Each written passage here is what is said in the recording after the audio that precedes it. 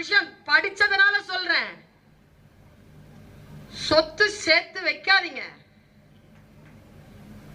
மூன்றாவது தலைமுறை அதை அனுபவிக்காது. எந்த மூன்றாவது தலைமுறையும் எந்த சொத்தும் அனுபவிச்சது கிடையாது. என் அம்மா கிட்ட 250 பவுன் இருந்ததா எங்க அம்மா சொல்றாங்க. எங்க போச்சுன்னு தெரியல.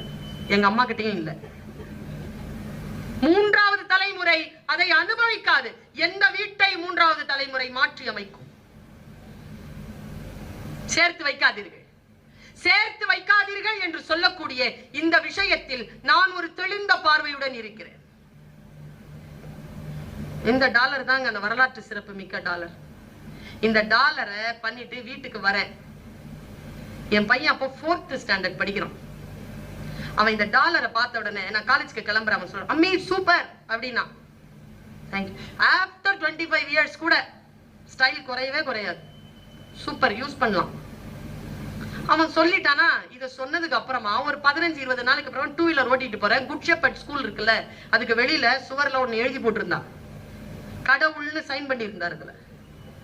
நீ அநியாயமாக சேர்த்து வைத்திருப்பதை அனுபவிப்பதற்கு என் ஆசீர்வாதம் கொண்ட ஒருவன் வருவான்.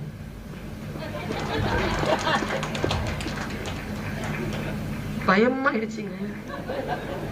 அவன் அதை தாங்க சொல்லி இருக்கான். அவனுக்கு ஒரு 29 வயசுல கல்யாணம் ஆகுமா?